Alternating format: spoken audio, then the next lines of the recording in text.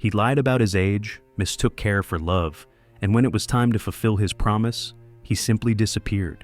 He took the money, the food, and left forever without looking back. He would read her letters in silence and put them in a drawer without a reply, without regret. He dreamed of becoming a star, and he did. But at the peak of his fame, when Utesov's name was known throughout the Soviet Union, fate came back. This is a story of a betrayal that started with a cup of tea and one lie, of a debt that came back 13 years later to the last kopeck, of how one Jewish boy with a guitar became the voice of the country and for the rest of his life heard the voice of the one he betrayed inside him. Watch till the end. The most terrible thing isn't what he did, but what he felt afterward. In the fall of 1909, a careless, almost boyish act became a turning point in the fate of a boy named Lazer Weisbein. In the 6th grade of the Odessa Commercial School, he became a hero not of academic success, but of a loud scandal. Just one scene in the classroom and everything went downhill. When the teacher of the law of God, an elderly rabbi with a soft voice and unhurried speech, tried to reason with Lazer, he not only began to mimic his manner of speaking, but, waiting for the moment when the teacher turned away, he smeared his clothes with ink. It wasn't just adolescent mischief. It was an act of open defiance. Everyone froze. Someone giggled furtively, but the teacher silently took off his stained cassock and left the classroom. The consequences were not long in coming. That same day, Lazer Weisbein's name was in the expulsion protocol. He never appeared at school again. His parents, not expecting such a turn, were shocked. The respect in the local Jewish community that they had so strived for was shaken in an instant. They paced the room anxiously, discussing what to do with a son who was now on the sidelines of a decent future, while Lazer, standing by the window, felt not a drop of remorse. He was bored in these gray walls, with their tedious lectures and endless lectures. The world outside the school fence seemed much more tempting to him. Freed from the strictness and schedule, he seemed to straighten his shoulders. He didn't want to go back, only forward, to the noisy, free Odessa, where street musicians with guitars gathered crowds of onlookers, and the street theaters and markets lived their own energetic lives. That's where he headed, not wasting any time. And although he was far from a guitar virtuoso, his fingers confidently found chords, and his voice, though not yet trained, already knew how to touch the listener's soul. He joined a wandering orchestra as if he had returned home. The city welcomed him with open arms. In this informal musical company, among the life-worn but cheerful street artists, he felt at home. Everything that happened seemed like an adventure to him. He didn't think about tomorrow. For Lazer, every evening was a performance. Every morning, the hope for a new joke, a new melody, a new chance to get on stage. And the stage was everywhere, on the corner near a coffee shop, in a back alley of the market, next to the gates of a cheap tavern. The more random spectators there were, the brighter he sang and smiled. And the more applause he heard in response, the further away the boring and strict school faded into the past. The rabbi with ink stains on his cassock and the surprised eyes of his parents. He was no longer a student. He had become an artist and began to write the script of his own destiny. While other boys his age were preparing for exams, cramming accounting and office work, Lazer walked through the streets of Odessa lightly, as if his whole past life had been left behind. He didn't feel like an outcast. On the contrary, for the first time in his life, he didn't have to make excuses, prove something to adults, or listen to lectures. The noisy, warm city with its market hubbub, the sound of the surf, and eternally sleepless alleys opened its doors to him for a real, though a little dangerous, freedom. The guitar, which he had once accidentally picked up from a musician acquaintance, now became his pass into this new world. He didn't know notes or rules, but he guessed the melody intuitively, from memory, by ear. The chords weren't always clean, and his fingers would get tangled, but he had that very alive spark that makes passersby slow down and stop. He didn't just extract sounds, he captured the mood of the street and played in unison with its breath. Someone would put a coin in his hat, someone would just nod in time, but even that was enough to feel that he was needed. He existed not for grades and report cards, but for these tiny moments, a glance, a smile, the clink of a coin. Soon he joined a street company of the same free artists. It was a real wandering orchestra with dusty costumes, worn-out notes, and endless stories. Everyone in this circle was a little actor, a little philosopher, and a little liar. They lived on open-air concerts, spent the night in cheap rooms, sometimes right under bridges, ate what they managed to get after the performance, and dreamed that one day they would perform on a big stage. For Leiser, all of this was like a carnival where he could be anyone. He could impersonate an Italian tenor, sing street chansonnier couplets with a hoarse voice, or just fool around, impersonating a drunk conductor. At times, freedom seemed like a real gift. No one asked where he had been. No one called him to the principal's office. No one checked his behavior against the curriculum. He decided for himself when to get up, where to go, and what to sing. But the more time passed, the clearer it became. Underneath the lightness was fatigue. Underneath the clinking of coins was the fear that they might not be there tomorrow, and underneath the friends' cheerful remarks were hunger, exhaustion, and loneliness. The freedom he had so craved turned out to be not just homeless, but also merciless. And yet, Leiser didn't regret it. Every morning he woke up with the feeling that the day could bring something new. Perhaps today he would sing on a corner where an impresario would pass by, notice him, and invite him to a real street theater. Or he would meet that very spectator who would believe in him and bring him to the stage under the footlights. He didn't know that very soon. Fate would indeed throw him such a chance, an almost magical and at the same time harsh chance, for which he would have to pay not with money, but with decisions that would change everything. In the summer of 1910, in Odessa, at the intersection of noisy streets and crowded markets, a wrestler named Ivan Borodanov appeared. A gruff but charismatic strongman with bear-like shoulders and a voice that could be heard a block away. His street theater attracted crowds like a magnet. Athletes bent horseshoes, acrobats soared into the air, and jugglers skillfully handled torches and knives. It all looked like fireworks, bright, a little wild, and absolutely mesmerizing. Leiser found himself among the spectators by chance. He was walking by when his eyes caught a tightrope walker who walked the rope with such ease that it seemed he was flying. At that moment, something stirred in him. The music, the street songs.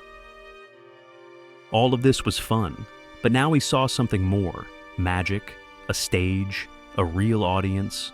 He stood gripping the wooden fence, his eyes fixed on the performance. And the more he watched, the more he wanted not just to be in the crowd, but to go out into the arena, to become a part of this seething, untamable element, to mingle with these artists, among whom everyone was both a hero and an outcast. He began to appear there every day, first just as a spectator, then he began to bring water, sweep up after the shows, and help with the props. He watched carefully how the artists prepared, how they trained, how they argued with each other. They wouldn't let him inside, but he still kept coming back. He was too persistent not to be noticed. And once, during the preparation for a juggling act, one of the young acrobats dislocated his arm. In a panic, Borodanov demanded a replacement, and Leiser, not believing his own luck, stepped forward. He couldn't do anything, but he did as he had seen. He threw a club, caught it, and threw it again. Not perfectly, but with burning eyes and no fear. Borodanov squinted. He wasn't sentimental, but he could spot talent, even raw and wild, immediately. He didn't say a word, just nodded. "You'll stay." And so, Leiser, who just yesterday was sitting with a guitar at a coffee shop, became a member of the street theater. Not on the main posters, not with applause yet. But he was on the other side of the stage, among those whom he had recently considered demigods.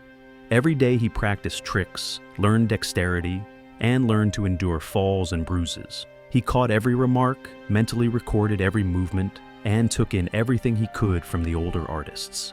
And in the evenings, when the show ended and the street theater fell silent under the night sky, he lay on a straw mat and imagined how one day his name would be shouted from the audience, how the public would give a standing ovation, not to a street boy, but to a real artist.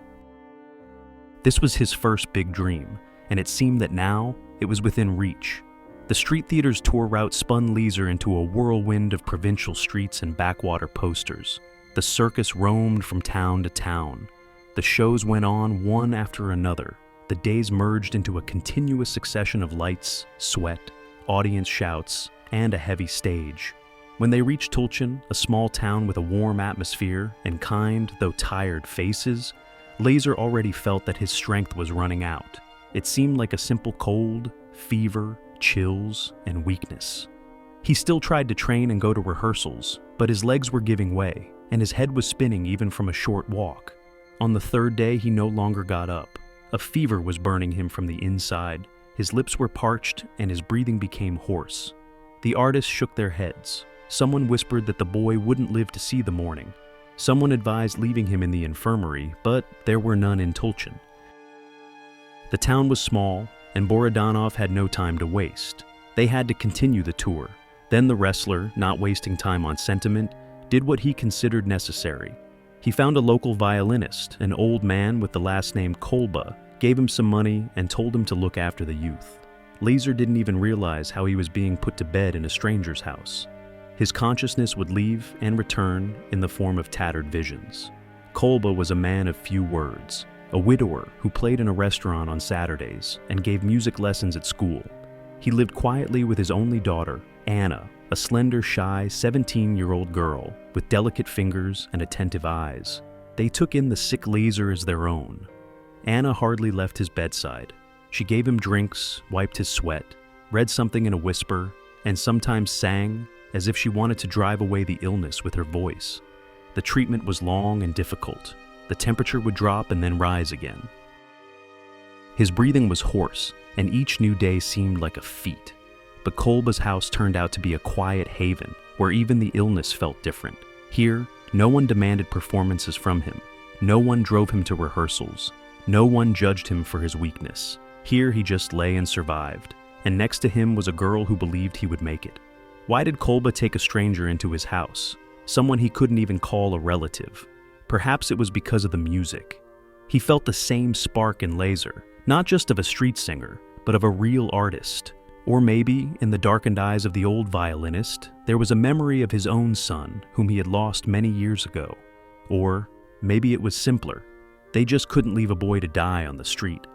Either way, it was a place where fate first gave Laser a chance to slow down, to look at the world without a stage, without an audience, without adrenaline. And it was in this silence, among the smell of turpentine, herbal infusions, and violin sounds that floated from the veranda in the evenings, that he began to think for the first time about who he really was. Not an artist, not a circus performer, not a fugitive, but just a boy who was perhaps given a second life. When the fever finally subsided and Laser began to distinguish voices and objects again, the first face he saw was Anna's. The light slid across her hair, styled in a tight braid, and suddenly a strange feeling flashed through him. He wasn't just alive. Someone needed him. Her eyes didn't hide, didn't feel awkward. There was something open, almost tremulous in them. She smiled, and he, still weak, suddenly felt a rush of warmth, not from the temperature, but from her gaze. Everything in the Kolba house went on at a measured pace. Anna brewed herbs, washed his shirt, and read something in a low voice, and in the evenings she played duets with her father on the violin and piano. Laser saw all this from the side, as if from a theater box, and felt how the warm routine of this family was slowly weaving into his own life. He wasn't used to this. For him, everything had been a leap before: a city, a train station, a street theater, a street. But here there was peace, care, and a girl who caught his eye more and more often.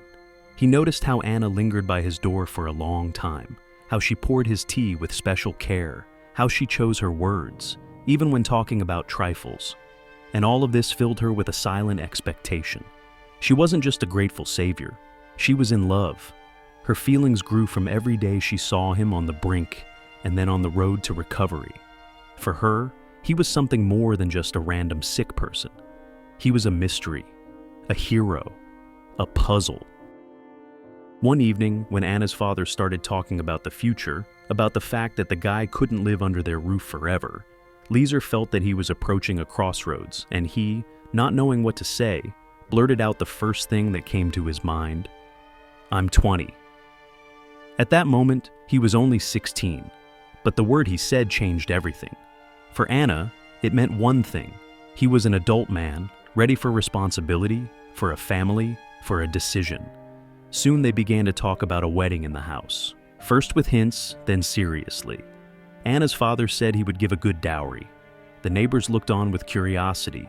They'd say, "Look, the girl has settled down so well. Anna didn't need anyone but Laser."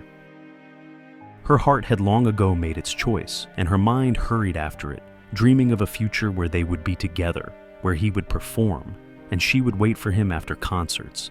It wasn't a naive infatuation, it was her faith in fate. But for Laser, everything was different. He felt not like a hero, but like a prisoner of kindness. He understood that he owed these people his life, but in his heart, there was no love or readiness. He saw in her not a companion, but a savior, and every step toward the wedding echoed anxiously within him. He didn't want to hurt Anna, didn't want to ruin her hopes, but pretending further became unbearable. His dreams were still somewhere far away, in other cities, in noisy halls under the lights of the stage, and not in a cozy Tolchin bedroom with lace curtains. He looked at Anna, at her bright face, full of expectation and understanding, and realized that she had already chosen, but he hadn't yet. In the Kolba house, the wedding hustle and bustle flared up like a spring bonfire, not brightly, but steadily. Anna seemed to blossom, wore a new ribbon in her hair, spoke a little louder, and smiled more often. The neighbors dropped by for tea, brought advice, and in the windows, they discussed what the dowry would be. Old Kolba promised to give his daughter everything he had managed to save over the years of teaching and playing at weddings: dishes, linen, money, a small plot of land outside the city. For their circle, it was an enviable position. And when he talked about the wedding, his voice didn't sound joyful, but confident. Everything was already decided. Laser felt like he was in a trap that he himself had provoked. His gratitude, indifference, and one lie about his age turned into a script that was now dictated by the family, the street, and Anna herself. He didn't know how to say no without breaking everything. He knew that if he just confessed, everything would fall apart, but he remained silent. And while he hesitated, the cunning of fate added spice to his doubts.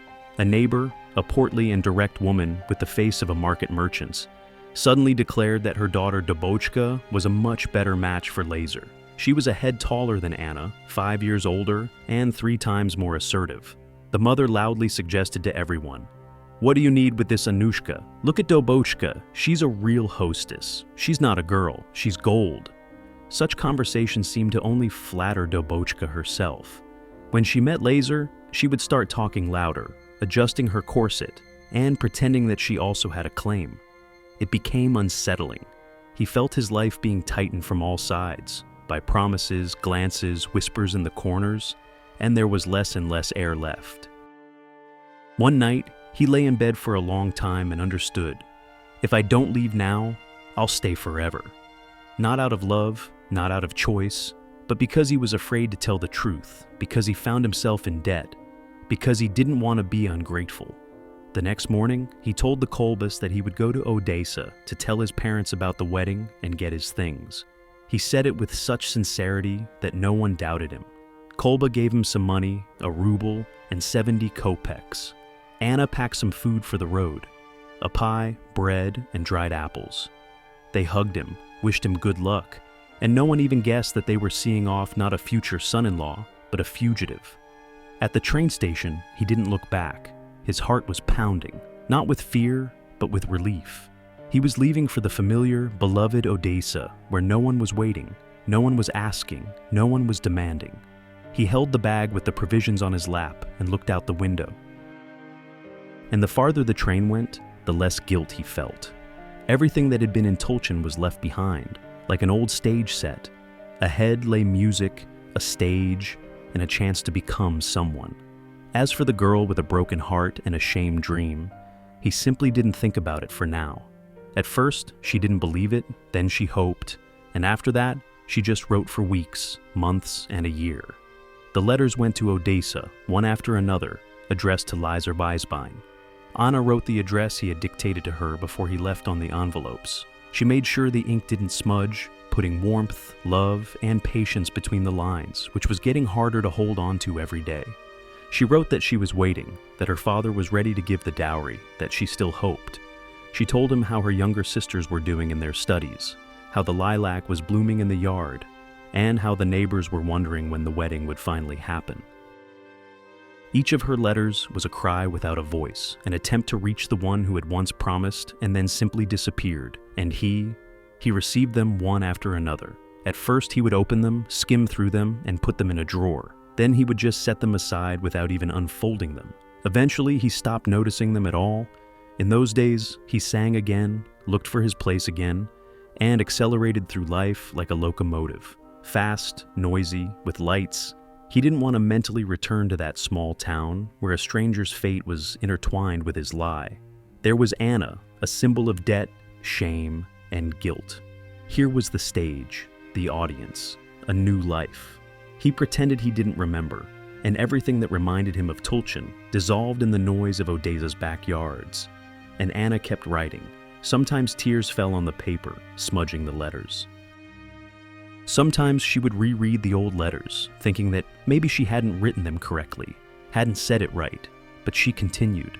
Her faith was as stubborn as youth itself, and no one then, neither she nor he, knew that fate, tired of waiting, was already preparing for a strange and silently harsh meeting after many long years. Would they meet as they were before, or would they be different people who had once almost become a family and didn't? By 1923, the name Leonid Utesov was known throughout the country. His voice was heard on stages, in theaters, at dance halls. His posters hung in Moscow, Leningrad, and Kharkiv. He became what he had once dreamed of becoming by the wooden fence of Borodanov's street theater. In a perfectly tailored suit, with a confident gait and a slightly mocking smile, he entered any room as a person people were used to gravitating toward. He found himself in Kiev in transit with tours, meetings, and performances, and one evening he went into a cafe on Khreshchatyk just to have a quiet meal. The cafe was half empty. The cloakroom attendant recognized him at the door. The waiters fussed. He chose a table by the window, ordered dinner, and suddenly noticed that a woman was sitting at the next table.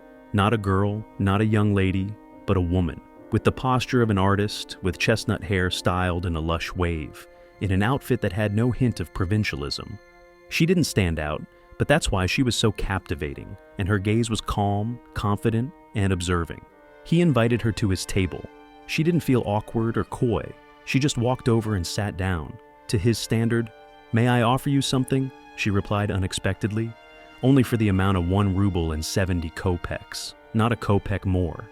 He smirked, thinking it was a flirtatious game, maybe a strange whim. He tried to clarify why that exact amount. She shrugged, as if to say, "I just felt like it." He agreed without asking any more questions. He ordered tea, a pastry, and a glass of wine for exactly that amount. The whole evening passed easily.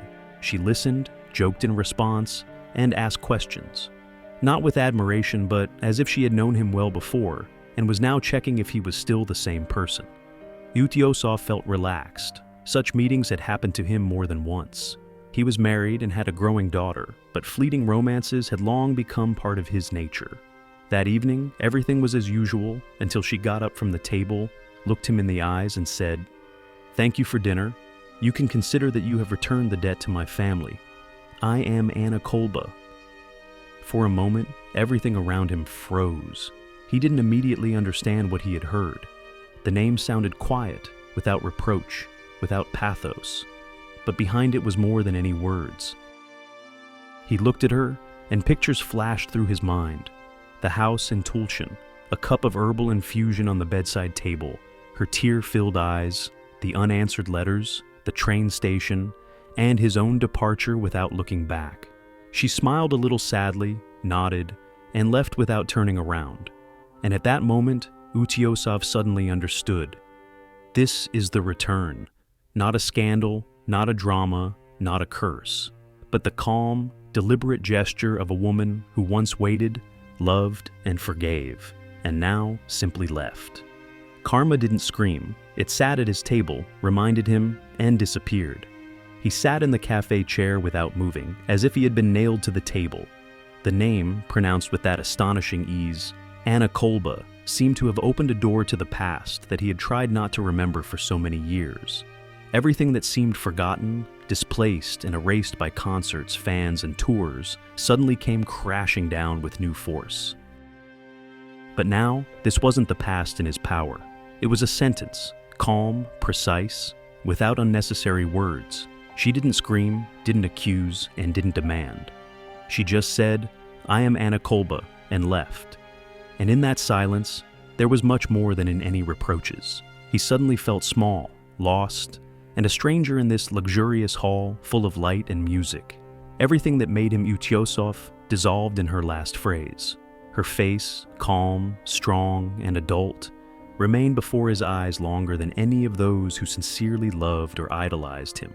Later, he found out that her life had worked out. She had gotten married and sang gypsy romances in Kiev restaurants. And she sang with soul, with pain, and with a special depth that listeners felt but couldn't explain. They said she was a local celebrity, not a loud, not a capital one, but truly beloved. She had her fans, her stage, her circle. She didn't need pity and didn't seek revenge. She just lived a full, beautiful life, and he could be anyone. A star, a public favorite, the voice of an era. But in front of her, he forever remained that same youth who packed his things, took the money, and left without saying a word. And that's why her silent appearance and equally silent disappearance became the most painful blow for him, because it wasn't a scandal, a drama, or a coincidence. It was a reminder of a debt that was returned not in coins but in shame, not in a reproach but in a forgiven but unforgettable hurt. From that evening on, he couldn't think about that story without a heavy feeling inside. He remembered it not as an episode of his youth, but as something that couldn't be erased, like a trace that remains even after the thunder of applause. In the intermission, backstage, in hotel rooms, and in the silence of the train, Anna would return. Not with words, not with letters, but with that single gaze that he couldn't forget. Years passed.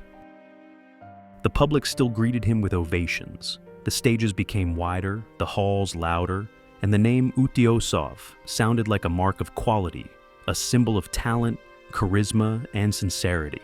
He knew how to make people laugh, cry, and sing along. He was respected and admired. He was a favorite of thousands. But there were evenings when, after the performance, he would take off his jacket and be alone, looking out the hotel window or sitting in the quiet of his dressing room.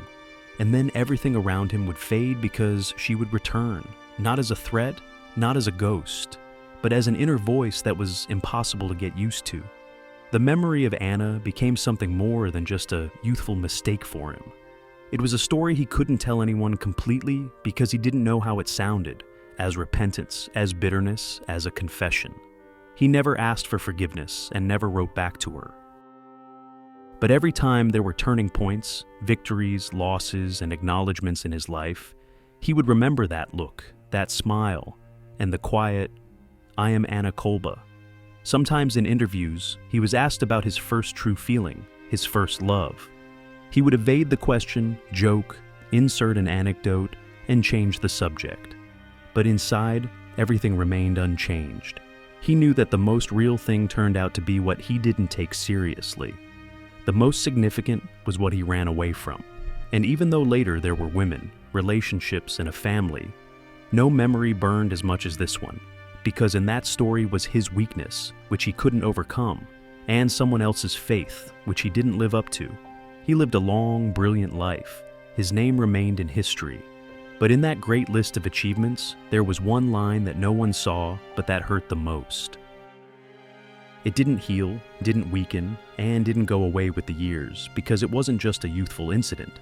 It was that very point at which, for the first time in his life, he was not an artist, a hero, or a favorite, but simply a person who acted like a coward and realized it too late. He knew that one day, if everything inside him broke down into honest words, this very story would be at the very beginning. Not the fame, not the stage, not the songs, but that woman in the Kiev cafe who returned the debt to him, not with money, but with shame, silently, beautifully, forever.